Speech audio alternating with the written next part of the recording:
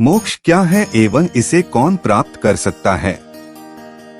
मोक्ष की परिभाषा कहती है मुक्त होने की जागृति को प्राप्त करना। माया के इसी आवरण को हटाकर बाहर स्थित माया को अपने अंदर समाहित करके उसके त्रिगुणात्मक विक्षेप से स्वयं को मुक्त करके अपने मूल स्वरूप का प्रकाशन करना ही मोक्ष है। यह शरीर के साथ भी हो सकता है और शरीर के बिना भी। शरीर के साथ होने पर उसकी संज्ञा जीवन मुक्त हो जाती है।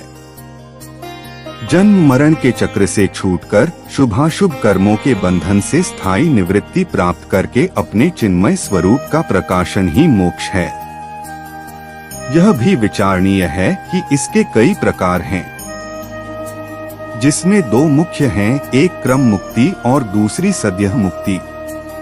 क्रम मुक्ति में जीव मोक्ष मार्ग की ओर धीरे धीरे एवं कई पड़ाव के बाद बढ़ता है, जबकि सद्यः मुक्ति में उसे तत्काल ही बंधनों से मुक्ति मिलती है। अब हम यह जानते हैं कि सद्यः मुक्ति को कैवल्य भी कहा गया है और क्रम मुक्ति में सालोक्य, साष्टी, सारूप्य, सामीप्य और सायुज्य 5 प्रकार की मुक्ति होती है। सालोक्य मुक्ति में भगवान का लोक प्राप्त होता है। भगवान के समान ऐश्वर्य की प्राप्ति का नाम साष्टी है। भगवान की निकटता की प्राप्ति का नाम सामीप्य है। भगवान जैसे रूप की प्राप्ति को सारूप्य मुक्ति कहते हैं। भगवान से एकाकार हो जाना सायुज्य मुक्ति है। सगुण साकार में एकाकार हुए तो सायुज्य है, निर्गुण निराकार में लीन हुए तो कैवल्य या निर्वाण है। अब हम यह देखते हैं कि मुक्ति की प्राप्ति के माध्यम क्या क्या हैं। सबसे पहले तो पुण्य या पाप से मुक्ति नहीं मिलती। पुण्य और पाप दोनों ही कर्म बंधन में बांधने वाले हैं, दोनों का अभाव ही मोक्ष है। इसके लिए आवश्यक है कि पुण्य अथवा पाप के प्रति आसक्ति रखे बिना प्राकृतिक रूप से कर्म करते चलना है।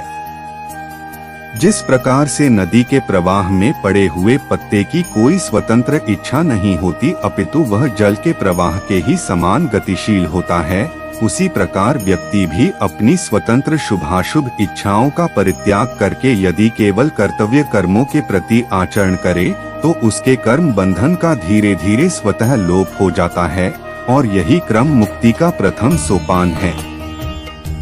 पुण्य से सुख की प्राप्ति होती है तथा पाप से दुख की प्राप्ति होती है, किंतु मोक्ष दोनों से नहीं मिलता। मोक्ष के लिए सुख के प्रति आसक्ति और दुख के प्रति द्वेष का परित्याग करना पड़ता है। यह विचारणीय है कि मनुष्य जीवन मोक्ष प्राप्ति का सर्वाधिक उत्कृष्ट माध्यम है, क्योंकि शरीर के इस प्रारूप में अनंत चिंतन मनन एवं साधना की संभावना है। देवताओं का शरीर मोक्ष के लिए इसीलिए उपयुक्त नहीं है क्योंकि वह ऐश्वर्य तथा सिद्धियों के बंधन में अहंकार अथवा मोहजन्य शक्तियों एवं विषयों के प्रभाव में रहता है। पशुओं का शरीर भी अत्यधिक तमोगुणी होने से अध्यात्म चिंतन के लिए उपयुक्त नहीं है, तो मनुष्य शरीर की विलक्षणता ही इसे मोक्ष के लिए सर्वाधिक उपयुक्त बनाती है। हालांकि इसका अर्थ यह नहीं कि पशु अथवा देवता मोक्ष प्राप्त नहीं कर सकते। हम यह भी नहीं कह सकते कि सभी मनुष्य मोक्ष प्राप्त कर ही लेंगे। यहाँ पर यह ध्यान देने की बात है कि मोक्ष अर्थात यह क्रम मुक्ति की बात है। उस स्थिति में क्रम मुक्ति को प्राप्त करने में पुण्य बल कुछ सहायक अवश्य सिद्ध होता है, जैसे भगवान के नाम के संकीर्तन से, उचित पात्र को दिए गए दान से, किसी के प्रति द्वेष का परित्याग करके किए गए सदाचरण से तथा अपने कर्तव्य कर्मों के पालन से उत्पन्न पुण्य मुक्ति की प्राप्ति में सहायक सिद्ध होता है। हालांकि पुण्य भी एक प्रकार के बंधन का निर्माण करता है, किंतु वह बंधन सालोक्य अथवा सायुज्य मुक्ति के प्रारूप में भगवान से संबंधित होने से कल्याणकारी ही है। कैवल्य निर्वाण की प्राप्ति पुण्य और पाप के अभाव से ही संभव है। यही कारण है कि जय विजय जैसे सालोक्य एवं सामीप्य मुक्ति प्राप्त पार्षद भी भगवान की माया से मोहित होकर संत जनों के अपमान के फलस्वरूप 3 जन्मों तक राक्षस बनकर पुनर्जन्म के चक्र में भटकते रहे।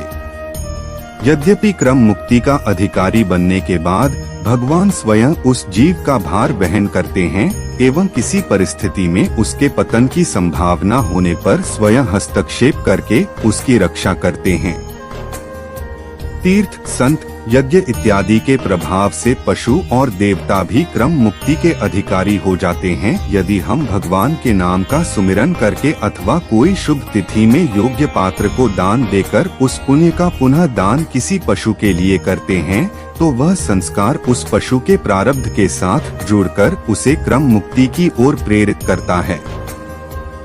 कुछ परिस्थितियों में वह पशु सीधे भगवान के लोक को प्राप्त करता है और कुछ परिस्थितियों में अगले जन्म में मनुष्य बनकर पुनः विधिपूर्वक तपोबल, ज्ञान बल तथा भक्ति बल से मोक्ष का अधिकारी होता है। पशु स्वतंत्र रूप से कर्म करके अथवा कर्म बंधन से मुक्त होकर मोक्ष नहीं प्राप्त कर सकता। हाँ, उसके किसी पूर्वकृत कर्म के फलस्वरूप यदि गंगा, सरयू, नर्मदा, पुष्कर, वाराणसी, कामाख्या, प्रयाग, अयोध्या, वृंदावन आदि तीर्थों का संसर्ग प्राप्त हो जाए तो उस दैवीय ऊर्जा के फलस्वरूप क्रम मुक्ति के लिए नामांकित हो जाता है। यही बात शेष मनुष्य तथा देवताओं के लिए भी समझना चाहिए। मोक्ष देने में सभी देवता अधिकृत नहीं हैं। ब्रह्मा के सृजक स्वरूप की प्रधानता धारण करने वाले भगवान सूर्य, पालक स्वरूप की प्रधानता धारण करने वाले भगवान विष्णु, संहारक स्वरूप की प्रधानता धारण करने वाले भगवान शिव, अनुग्रह स्वरूप की प्रधानता धारण करने वाले भगवान गणेश, निग्रह स्वरूप की प्रधानता धारण करने वाली भगवती दुर्गा तथा कुछ के मत से भगवान कार्तिकेय भी मोक्ष देने में समर्थ हैं। यहाँ ध्यातव्य है कि इन ब्रह्मात्मक देवों के अवतार जैसे श्री राम, श्री कृष्ण, देवी काली, देवी पार्वती आदि भी मोक्ष देने में सर्वथा समर्थ हैं। इनके अतिरिक्त जो देव स्वयं कर्म बंधन में लिप्त हैं, वे मोक्ष देने में समर्थ नहीं हैं। यहाँ तक ब्रह्मा जी को भी मोक्ष देने में समर्थ नहीं बताया गया है। हाँ, उन्हीं के दूसरे प्रारूप भगवान सूर्य को मोक्षदायी बताया गया है। सद्यः मुक्ति केवल ब्रह्मा ज्ञान से संभव है। इसीलिए कहा गया है ऋते ज्ञानान मुक्तिः ब्रह्मात्मैकत्व बोधेन मोक्ष सिद्ध्यति नान्यथा। किंतु क्रम मुक्ति तीव्र भक्ति, सभी प्राणियों के प्रति कृपा तथा अपने उपर्युक्त मोक्षदायी इष्ट के प्रति अनन्यता से संभव है। पशु आदि की योनि में बंधा जीव अपने स्वतंत्र प्रयत्न से मोक्ष नहीं प्राप्त कर सकता, किंतु किसी और के दिए गए पुण्य बल से तथा तीर्थ आदि के संसर्ग से प्राप्त ऊर्जा के माध्यम से अपने पूर्वकृत अशुभ प्रारब्ध का नाश करके क्रम मुक्ति का अधिकारी बनता है।